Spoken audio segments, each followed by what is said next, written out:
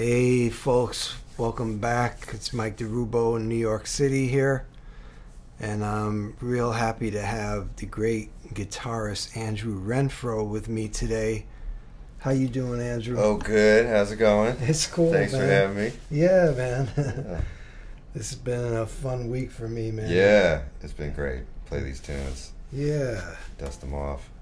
Man, I don't know, in your career so far, but for me, it's like you get these things together for a record date, you record them, and Yeah. a lot of times you never play them again Yeah. for a long time. For sure. Yeah. So, Yeah. It's lucky to do even, just a few consecutive gigs that we got to do. Yeah. Because the second night was even better than the first. That's true. That's how it goes. That's true. Yeah. So, man, I just, wanted to talk a little bit about your beginnings and how you got into guitar and so forth. So, you grew up where again? Jupiter, Florida. Okay. Yeah. Yeah, man. It's a real place. Yeah. So, how did it come about, like the guitar? Why did it end up in your hands and still is? Well, I had many phases as a kid. It was football, it was tennis, it was basketball, it was whatever. It was skateboarding for a minute, and then I broke my one of these lumbar, the little wings on your vertebra. Oh, wow. Like skateboarding. So I was stuck on the couch, but my skateboarding friend had a guitar in the garage. Okay. So that was the first sort of like picking it up and playing whatever. Yeah. Something like, some shit like that. I still do that stuff on the guitar. Yeah. But as a younger kid, I had heard Tom Petty in the house a lot, and I was always into music. Yeah. And there was even one of those phases where I was playing the piano and just kind of making up songs in retrospect that seems more significant than it did at the time, Okay. Yeah. So you had a piano in your house? Which is a keyboard. Oh, okay. Yeah. Okay. Did your parents play anything? No, they're both not musical at all. There was a traveling church pianist way back on my mom's side, apparently. Yeah. But that's kind of it. Yeah. Same with me. Neither of my parents played. Wow. Yeah. Into music a lot, though. Yeah, I mean, I'm about 20 years older than you, so we were still playing LPs in the house and things. Sure. A lot of Italian music, because my dad came from Italy. Okay. So I was hearing that kind of stuff and all kinds of stuff. But in like high school, were you part of music, band, anything like that, or no? You were more of an athlete. Towards the end of high school, I got serious about music. Okay. Maybe even towards the beginning, I was into music, and I probably spent most of my free time doing that with other kids. Towards the end, the second half of high school is when jazz happened, and I had a great mentor and a high school teacher who gave me Lee Morgan records and Coltrane records and sweet. Wayne Shorter and the Aebersold play-alongs. Okay. And kind of just told me there was no other kind of kids playing music like that around, but he kind of set me up to just go home and figure it out myself in a lot of ways. And he's a great trumpet player, so I would hear him kind of. Okay. What do you want to name him? Or Marcus Rapp. Marcus Rapp? Yeah. I think I've heard of him. I've heard of Marcus. He went to Howard. Okay. He might be your age. Okay. Yeah. Okay. So, there was no jazz band that even once a week or something that you were a part of, like getting that kind of experience of playing with other people? I put together like a kind of a cover band thing towards the end of high school. We played a couple standards. Yeah. Summertime or something, Okay. But there was no serious, I didn't get that until Hartford, serious peers playing, and. Did you have a box like this, or you were playing a solid body back then? I had the 335 type of Ibanez. Yeah. But it was always an Ibanez that I felt comfortable on. Cool. Is this an Ibanez? Yeah. Sweet. Do you endorse them now? No, Okay. When they pay me, maybe the tape will come off. Okay. I don't Well, know. if you're listening, Ibanez, it's a Yeah. bad dude right here. Lives in L.A. now too, Yeah. as well. So one of the things I was wondering myself was like, how do you get from Jupiter, Florida, to Hartford, Connecticut? Like, what was Yeah. the draw for you? I know what the draw was for me as a saxophone player. Right. And Right. at that time, Jackie McLean was still there. Yeah. So for you, what brought you to It was University of Hartford? it was totally lucky happenstance. I mean, it was one of the schools on my list because Marcus Rabb, my teacher, previously mentioned, he knew kids that had gone there when he was at Howard, and he kind of knew it to be a school of strong players, you know. Okay. So it was just one of the 10 colleges on my list or something, Yeah. and for some reason I just chose it. I don't even know. There was no real. I guess I wanted to be near New York, but I didn't want to be in New York. It Yes. felt too overwhelming, Okay. and like I wasn't ready. Yeah. Did you audition for some schools in New York? Yeah, I did the New School, Uh-huh. and then I did like Shenandoah out in West Virginia or something, Okay. and like Berkeley? no, Okay. I didn't know what I was doing. I didn't know if I was like the whole idea that I got into jazz college was like, oh, I got in, you know. What'd your Which- folks think, man? Were they cool with it, or they were like, whatever, man? They were kind of Marcus Rabb was, you know, he was the one that was telling them, he could actually do this, and this is Yeah. this is a thing that you can do, and, Yeah. and they were kind of going off that, Yeah. you know, luckily. I think it's cool to hear these stories because it's similar to mine. Like, it's not like you came out of the womb and everyone knew, like, this is going to be the guy, he's going to go to Right. Juilliard and all this shit. You know, Yeah. it's just things kind of happen, and you, because of your own perseverance and the work you put into it, Yeah. and you're doing the things you're doing now, and you're one of the cats to Yeah. me on Yeah. guitar. So Thanks. yeah, man. Yeah, the long road, you know. I Mhm. feel like I yeah. mentioned that in another video the other day about that was one of the things that Jackie told us early on, that it's a cross country race. I don't know if you've heard those words Sure, afterwards, yeah, but yeah, that kind of like cooled me out a little though to hear that, right? Mhm. Because like in the moment, especially for me, I kind of, and I want this to be about you, but I'm just gonna say a little bit. Yeah, I want to hear Well, coming up, I didn't even have the Lee Morgan records and the Train records Mhm. until I got to Heart. it. So I kind of really felt behind everyone else in a certain way. Yeah, I had certain things together, but the idea that it's this long road was like, okay, cool. These cats might be here now, and I'm here, whatever. But I'm gonna be working on my stuff, Yeah, and sure. it'll even out, and it usually does. yeah. Yeah. Seems like it. Yeah, man. I think you've evened it out. Well, time. I mean, that's the thing. Yeah, I've been doing it for a long time. yeah. And so, man, so then you get to Heart, and Jackie had already passed on at Mhm. that point, right? Yeah, But you're around people like Steve Davis, Yeah. trombonist, Nat Reeves. yeah. Who was teaching drums at that time? Was Eric McPherson? Yeah, there? Emac was there. Yeah, I didn't get much time with him because Okay. he was, he's in that little corner Yeah, kind of the exactly. building. But in Abraham? retrospect, I should have hung out with him more. Well, Abe was not there, I don't think. okay. Maybe towards the end of my time. Yeah. Okay. And you studied with Rich Goldstein, you Yep. said there? Mhm. Yeah. Who I actually lived with back in the day Oh, wow. when we were students. We lived in a place off campus with Greg, another great saxophone player that lives in Cleveland, and he's like a classical and jazz guy, but Hmm. the opportunity came up and I just moved off campus. Yeah. I think it was like my junior year, and then Okay. stayed there probably for about 3-4 years. So I I didn't know know. Rich. Yeah, I didn't know y'all were roommates. Yeah. Wow. Yeah. He Well, he did a great job, man. he was a great teacher, and he is a great teacher, and he saved me from.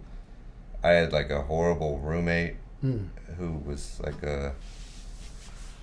Did we lose it? Oh no. He was like on mushrooms, and he would drag the mattress out of the room in the middle of the night, and he had foot fungus that you could smell. Oh my god! As soon as you got on the hall, like you could smell the whole hall smelled. Oh my god! So Rich rescued me and was like, I have an apartment down in the basement. Oh, no kidding. Yeah. So like I only did a half semester on campus, and then he got me out. Oh, no and kidding. rents it to me, and then I lived off campus elsewhere after that. Wow. But, yeah. That's an interesting story. Yeah. Some interesting people in college, man. Yeah. Yeah. By that point, I was serious, about practicing and not really partying. Yeah, and I had done a lot of that in high school, goofing off and. Yeah. But yeah, at that point, I was, Yeah. Yeah. Put the blinders on. The blinders were on. So, man, I did also want to ask you, other kinds of music you were into. I mean, you played the guitar. You must have been into Jimi Hendrix a little bit, right? Or people like that, or not? Actually, not much. No. I never was. I mean, I liked Tom Petty and Mike Campbell was this guy, that played all the solos. Yeah. And they were very like simple, melodic, kind of part guitar solo as a part of the song thing, rather than anything virtuosic or. See, I grew up in the 80s, man, and that was right. like all the guitar gods, from Right. Eddie Van Halen on down into all the metal dudes, and every song had a guitar solo. Sure, yeah. And that got me into guitar in high school, even though the saxophone was there all along, but so that kind of was done with, I guess. Yeah. When you grew up, there wasn't really the guitar solo wasn't a part of the song. Yeah, much. I would have thought that was cheesy at that point in my life. You know what I mean? Yeah. Of course, now I can appreciate Hendrix for what it is, and all that. But yeah, it was more about like Neil Young or some singer-songwriter type. I see. Is that and because then, of Florida? You think maybe Southern thing? Yeah, maybe. Yeah. Like there's definitely like a country-ish tendency of mine. I don't know. Yeah. I didn't notice it on the music we played together. Yeah, it's in there. So Okay. like depending on the project I do, I think Okay. But yeah, what was I gonna say? But yeah, like it was Coltrane and Wayne Shorter and stuff that was like, oh, the soloist, that's when it was like, oh, I want to take seriously the project of improvising and Roy Hargrove and like rather than and I had to kind of fall in love with guitar as improvising instrument later. Yeah. Did you know about people like Wes Montgomery or Grant Green before you got to Heart? I knew about Wes. I mean, Marcus Rapp gave me CDs by Wes. I didn't fall in love with it in the same way. That it didn't hit me like Coltrane and Love Supreme and all that. That was like, that just totally changed my outlook.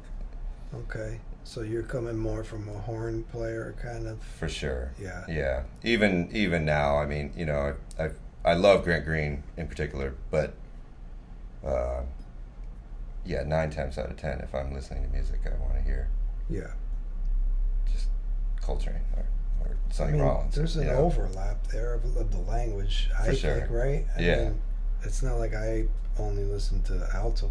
I mostly listen to tenor players, but trumpet too. I mean, between Lee and Freddie, I mean, how much stuff is there? And and ton.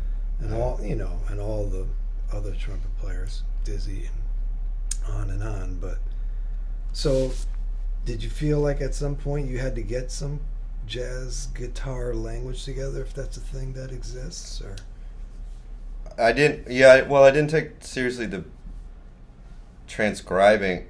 When I got to Heart, that was when I realized, like, oh, I don't know language. Yeah. I knew the Jamie Aebersold chord scale thing down in a very systematic way. I could tell you, how to transpose and play over this, what scale goes with this chord and all that, but I didn't have what kind of most of the other good kids had at school, which was that language foundation. Yeah. So that was the big project of my first couple years in college. Okay, yeah. But it was mostly horn players that I was working on. You know, I worked on a lot of Bobby Broom guitar language, because that was the first sort of guitar jazz that just seemed to be right at what I was trying to do, you know. Okay, yeah. And I mean, there is a difference there because you're playing chords and you have the ability to play chords. So even in your solos, you can always, I don't want to say fall back on chords, but use that as an option. You know, same with a pianist, which I'm kind of jealous of as a saxophone player. It's like, okay, we're either filling up space or we're not, and that's about it. You know, Right. I mean, there's things we can do and sounds and effects we can make, but to be able to actually hit that chord and say, here's where we are, you know, or I know where I am, or that kind of thing. Like, was that always just kind of innate, or you had to work on things like that, like certain comping ideas? And I think I always I would just learn tunes. I had all the fake books, and I would just learn. And this is what I tell students: it's like, instead of being systematic about drop two voicings or having some thorough worked out thing, I just learned mainly by saying.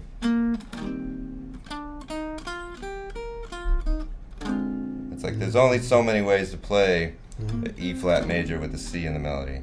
Yeah. You know, the guitar is pretty limited in this way. Like a D minor 7 flat 5 with an F in the melody. It's so if you played hundreds and hundreds of tunes and just kind of flip through and sight read and put it all together right away, that was kind of always my approach. Okay. Rather than memorizing particular chord voicings or being super analytical in any way. And same with solos, you know, like if Coltrane, you know.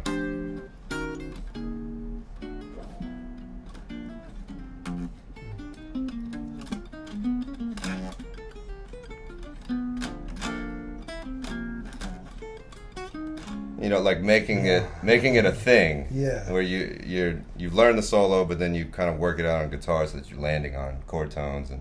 Yeah. You know, you actually came and lived in New York for a while, right? I don't know if I crossed paths with you then, man. I didn't know much about you at that point. I know we met briefly at the Jazz Standard. Okay. I forget why or who. Or, yeah. Okay. Yeah, but that was it, I think. Yeah. Was that when they had already moved from like it used to be in the 60s? Oh yeah, that would have been in the the last place it was at. Okay, on the east side, like in the what was it 20s, 28th Street or something like that. Blue Smoke. Yeah. All right, so, and I'm not trying to embarrass you with this, but is it true that Kronos was one of your favorite records? For sure. Yeah. Mike's last organ trio record was all-time favorite. You know, like just amazing. I just found that not weird. I just thought it was funny. Like I first of all, you know, you put these things out and you don't even know if people are listening to them or what. But that kind of just brings me to how this project happened, Inner Light, that Andrew was a part of, my last CD. And when I heard that from Brian, because I was thinking of just kind of doing like a sequel to the organ trio thing, I'm like, you know what, I need to add Andrew on this, you know, and man, I'm so glad I did. And just a little, I got to say this, you know, part of this day and age we're in, to be able to hear, like for me to be able to just like hear you on the internet in these different whatever, like clips on Instagram or whatever it is, it's like, it's kind of valuable to someone like me that's might not know some of the younger cats, you know. And even if you're traveling around the country, say I'm going to go to San Francisco and I want to hear this bass player I never heard because I'm going to hire him for the gig. So that's just like a little tip for the younger guys. Like, don't be afraid to put stuff, you know, things of you playing, or even if it's audio files, you know, like if you have clips of things, have that available, because people do want to hear you.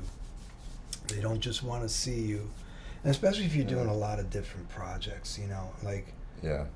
cats nowadays play all different kinds of music, and if I'm looking for a bass player that's going to lay it down and swing and that kind of, like, I want to be able to see that. Them doing not that. just doing the singer-songwriter thing with Right. an electric bass or this or a funk thing. Yeah. Yeah. So anyway, that was a digression. No, yeah, it's good to hear that, you know, Instagram isn't all just I mean, worthless. I use it. Yeah, Yeah. they're all tools, right? Right. You know what I mean? Yeah. So, man, how did you? At some point, did you get into people like Pat Metheny? Did you get into Kurt Rosenwinkel? You had to have. Yeah. Kurt Rosenwinkel, right? For sure. Rosenwinkel definitely is a big... I never transcribed any of his solos. Sure. But the records and the compositions, the sound, Yeah. the way the guitar is kind of like... The way the guitar fits in the band, I think, is hugely Yeah. influential for me. Metheny, I had some of the records. I love that acoustic one with Charlie Hayden, the duo one. Oh, okay. And I certainly heard a lot of it, particularly early in high school, and that probably tweaked my ear to a lot of things. So that was early on. Yeah. Yeah. He was a person that I actually saw live when I was in high school. There was some upperclassmen that I used to run with, and they knew more about the fusion thing than so. Yeah, I did see him as well. But so how did you find your sound along the way? Like, you still finding it, you think? Yeah, still finding it, but I think a lot of it's just the horn player. It's like, even though you can't, you know, maybe even nobody would know that that I've only transcribed horn players in Bobby Broom, or, you know, as opposed to like the usual transcribing diet of Charlie Christian and Wes and whatever. Like maybe you can't even hear that, but it still kind of gives you a different angle on things, I think, you know. So between the two of those things, and then being willing to experiment with sound stuff, and just kind of chasing ideas in that way, you know. Like, this pick is serrated right now. You know? Oh, really? Like crimped up with pliers, you know, like. No kidding. Just That doesn't slow you down? It does, actually. Oh, okay. But it sounds better. Okay. And a lot of my choices are kind of in that vein. It's like, if it sounds a little bit more like something I'm trying to get, then I'll go that way. You sacrifice speed or whatever. Yeah. That's interesting, man. It kind of makes it there's like a reediness to it. Yeah. It feels a little more, and like West African kora, some of the pentatonic choras. Like it was a sort of buzziness to some of those instruments that this kind of gets me in the ballpark of. Okay. And you have regular round. You don't use flat wound strings. These are flats. Yeah. Those are flat. Yeah. Okay. Yeah. And what are they? 12s? They're super heavy. They're 16s. 16. Yeah. Oh shit. Damn. But they're super low. Okay. So, you know, a lot of tension, but like just above the fretboard. Okay. It's kind of. And I do all my own, you know, setup stuff. Wow. So that's part of the journey for me, you know, as far as finding a sound is my, you know, if I show up to the gig and something's not right, I'll tweak it until it feels right. Yeah. Wow, that's cool. This is weird, you know. This is born of experimentation. What is that? No. Just that the pickup is tilted. Oh, the tiltedness to the treble side. Yeah. So the top strings are louder because of this. Okay. Idea being, like a horn player, you know, you go up in range, it goes up in volume. Yeah. At least the trumpet does, right? Yeah. Like as you go up in your register. It does get louder. Yeah. Yeah. And on guitar, by default, it often gets weaker because these strings are thinner. Yeah. So just little things like that over the years, and this whole thing's an experiment, you know. Is this the one that you had on Inner Light? Yeah. But you had the tone holes covered with blue tape at that point. Yeah. I usually have them covered with tape. I took it off for an acoustic, a more acoustic recording a few days ago. And the tape, for what reason? For those It keeps, that might want. well, there's a microphone inside. Okay. Which is another experimental kind of thing, though I'm not the first for sure. Mm-hmm. But if you hear the guitar and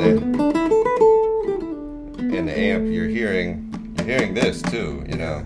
And if you get on a loud gig with organ and drums, you're only going to hear the amp. Mm-hmm. You're going to lose all of this. So having the mic is about trying to recapture some of the kind of attack and thump and acoustic sort of quality at any volume. The sound of the guitar Yeah. itself, yeah. And the tape is to keep the drums out mainly. It isolates the drums out of the microphone. I dig. So that's all about keeping sound from going into that mic. Yeah. Okay. Yeah. It helps with feedback a little bit, but usually that's not the main issue. Interesting. Main issue is that you have to crank this in volume to get any. Really? Because this is relatively quiet. And how are you controlling that? You have a knob It goes here? straight to the house. Oh, to the house. And I'm at their mercy for the most part. For now, I want to work that out. Yeah. Interesting, man. Yeah. At some point, there would be the Andrew Renfroe model, Ibanez. Yeah, super busted with the paint, scratched off. So you've had this one for a zip minute? ties, and a sock in there. Yeah. Well, I got to say, playing with you as a saxophone player, I don't know, it just... First of all, I think the saxophone and the guitar are kind of close when... In particular, you use a little bit of gain on the, right. You know what I'm saying? Yep. Because there is that distorted sound of the saxophone, I think. Yeah. That buzz that it has, that it's very similar. Yeah. And I noticed a few times this past week when we played at Smalls and then at Django that, I was like, wow, this just really, it feels like one thing. Even though we're in a loud room and this and that, and it's like your sound is filling out my sound. I don't know if you feel that way about my sound. Absolutely. Yeah. It becomes one thing. Alto and guitar is my favorite blend for sure. Okay. You know? And and there's a certain pedal that I tend to put on that pushes the mids in such a way that blends perfectly with, Okay. Yeah. Yeah. And then obviously I've been checking out your music for, years, so like your sound looms large in my head. Wow, I'm very flattered. Yeah. So man, I'm trying to think. You want to play a tiny bit of something? A little, I don't know, I hate to put you on the spot, man. We could edit it out later if you don't dig it. All right. Kind of I know you don't back have here. you don't have your setup. Yeah, I don't have any of my stuff. I mean, what do you want to hear? Maybe You're pared down. got any requests? Man, Then I can blame it on the fact that I don't know it as well. I almost thought that we'd play together, but I don't have my horn set up, and I put it away because we're leaving quickly to go to a gig after this. Yeah. Man, play whatever you'd like to play. Do you play Embraceable You or no? Not really. Okay. What were you playing before? You were playing 26 minus 2. Play that. Oh yeah. Yes. What do I got? No, play. You love Coltrane as much as I do. How about Lazy Bird?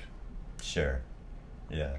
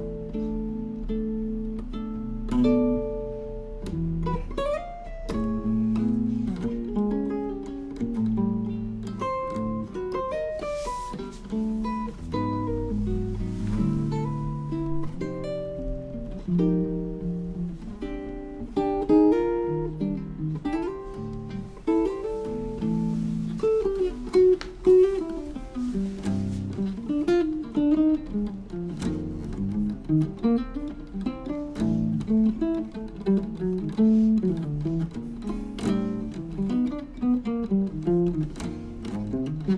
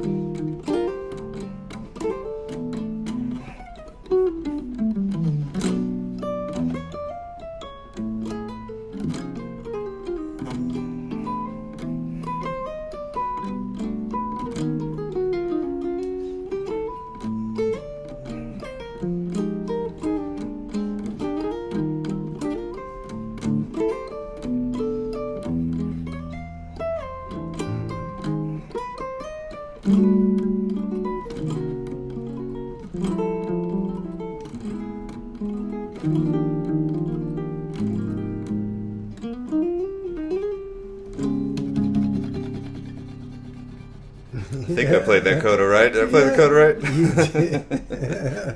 I was just thinking to myself, like, damn, man, he must have played it recently, because that's one of those ones that gets away from you if you haven't played it in a minute. That's just one of those, played that a million times. Yeah. Thank you for doing that, man. Yeah, of course. It sounds beautiful, man, and I'm sure there'll be some people that'll take some ideas from what you just played. You can have it. Take it all. That's the thing, man. It's in the beginning of all this streaming and everything else, and I can remember when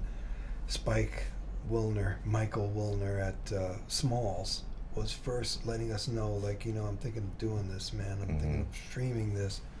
And this is the early stages. We're probably going back 15 years. I don't know. I wish I should have done my research to remember the chronology of it.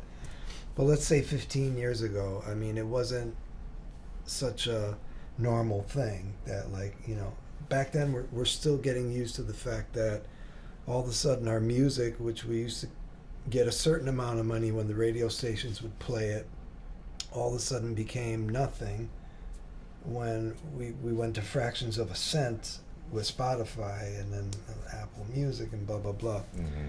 So we're already kind of like feeling like we're kicked in the butt at that point. And then we're like, oh, shit, now people want to stream our shows too? Right. So now, okay, people are just going to stay at home or whatever. Yeah. Everything is free, man. Like, why is everything free when you're a musician? Like, Yeah. I everything know. became data. It's not even about the creativity of it anymore. It's like it's on the internet. It's free, But, yeah. But anyway, it's really fast forward to now, like, and knowledge is definitely to be shared. Like, you know what I mean? Mm-hmm. Jackie McLean passed it down to us. Bird passed it to him. Bud Powell passed it to him. Thelonious Monk. This is how it's always worked, Art Blakey said, once you play something, it's out there, it's in the air, it's for everybody. So, Yeah. I mean, there are times in your life you're like, man, I need to hide this thing I'm working on or whatever, but I don't know, man. It's like we all put it together our own way, right? Yeah. You feel that way? Yeah, totally. Yeah. Yeah. So, before I let you go, I'm going to ask you a little bit, because now you live in LA. I know, to be in the climate is great, and to have the space and the nature and that kind of thing. Mm-hmm. But what's it like musically for you? Like, if you want to compare it to New York, or just how's it working out for you being in LA? Yeah. Well, I'm doing. I guess a lot of people think, "Oh, are you doing this studio scene?" Or and no, I'm not. I'm doing the kind of same stuff I was doing here. Maybe I might. That's like a chicken and an egg thing, where I'm also not the right guy to play a strat on your new pop song. Is there a lot of studio work still in LA? I don't I think so. Okay. You know, there's a lot of like people doing home production and stuff, and I see. you know, and but I, you know, I'm still kind of get to do what I do there, which is people have their original jazz projects and they're hearing guitar and I'm able to show up and read the music and be professional, you know, and be invested in their music, and, you know. So when I'm in town, I'll do that, and I tour a good portion of the year now, I think, you know. And how is it touring from LA versus New York? Is that at expense to certain people or less, or is it that doesn't matter? There's a few gigs that I definitely lost, I think, being on the West Coast. Okay. You know, where it's too expensive to, you know, have part of your band in LA and New York. I see. But I picked up other touring things that are LA based, I think. Okay. So. Yeah. How's the driving aspect, man? I like it. You like it? Yeah. I put on my meditation, you know, and I just calm and just watch it all happen, and, you know. Well, you did grow up in Florida, so you're used to driving. Yeah, driving is more normal. I'll take it over the subway any day for me. You know, I've been grinding on the subway the last couple of days with my guitar on my back and the suitcase full of pedals, and I'll take the car battle. I'm in an opposite place of you now, because I'm like, first time in my life without a car. I'm so happy, man. To hear the. You always had a car in New York? I did. Wow. Yeah.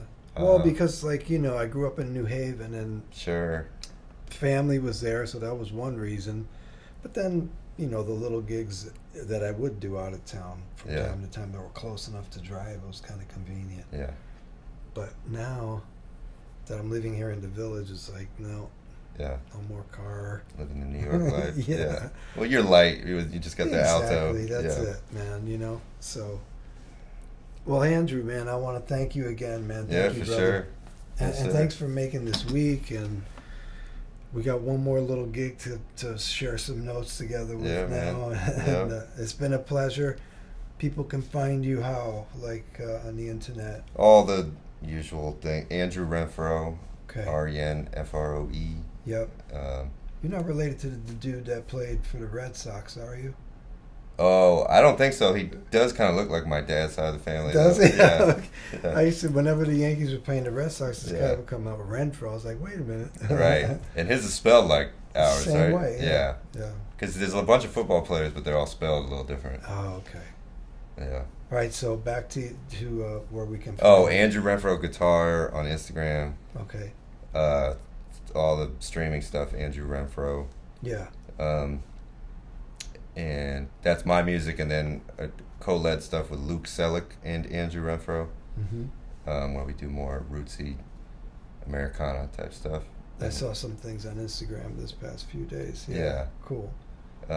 If people want to take lessons with you online, they can hit you up? Yeah, you can hit me through Instagram. That's the best way. And then, but my website has a submission thing, too. Oh, okay. Yeah, that I get messages from. Is that andrewrenfroe.com? Yeah. Yep. Okay.